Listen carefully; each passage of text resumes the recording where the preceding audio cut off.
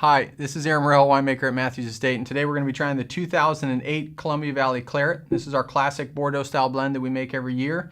2008 is the second year that we've decided that the Claret needs to be a more premium focused wine. It needs to have its own sourcing from vineyards, and it's no longer going to be a declassified product for us, which means that essentially we're not going to have another Bordeaux blend up above it where that blend goes together and then the Claret, which is in the past, always gotten what was left over. So in 2007, we started to make the Claret more of its own wine.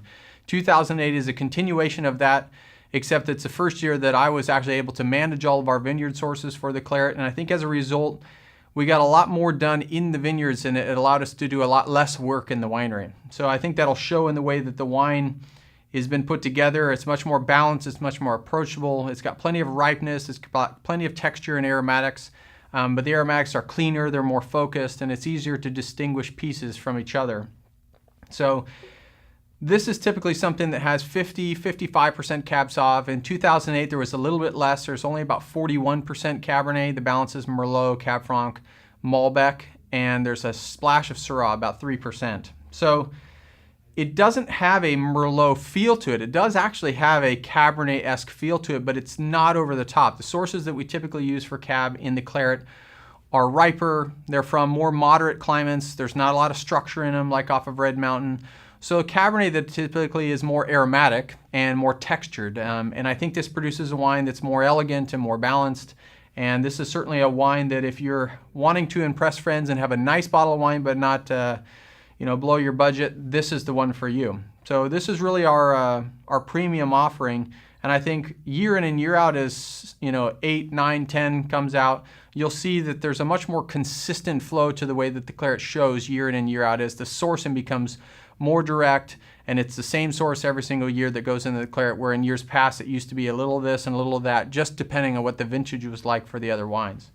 So we'll give it a swirl.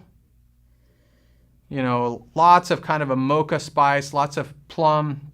There's that caramely type of hue to it. There's currants to it. Not a lot of red currants. It's not a very red-oriented nose. It's a much darker nose, more of the black currants, plum. It's not real jammy, but it does have that kind of mocha chocolate spice to it. And it's a much more, we'd call brooding wine. I think it just is more bottom-heavy.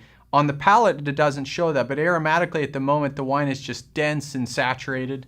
And as time goes by, those will probably liven and open up and the wine will get prettier. Or if you've got time and you want to splash it into a decanter, it'll do the same thing for you. So certainly a wine, if you can give it time, it'll give you much more as time goes on, but something that can be appreciated now. We'll give it a taste.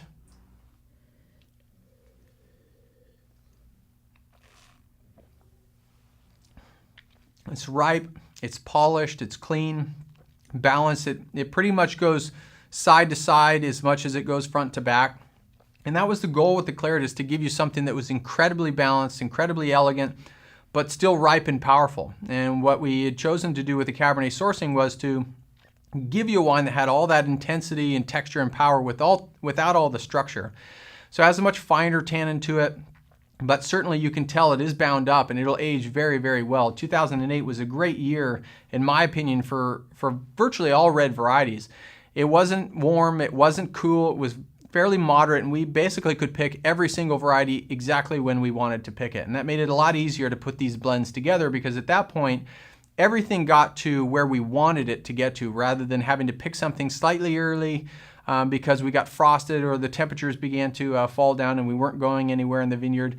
And when that happens, and you have varieties that don't get as ripe as you would have wanted them to get, sometimes that throws the blending off in the winery. In this particular vintage, that was not the case. We essentially got everything when we wanted it, and as a result, this wine is in great harmony, and you'll see that when you get it in your hands.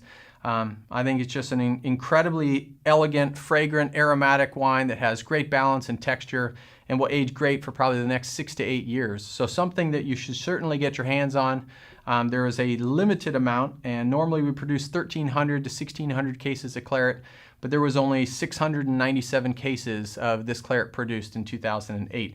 So something to rush out and get. And if you want to get it, you can get it at the tasting room in Woodinville or at matthewsestate.com.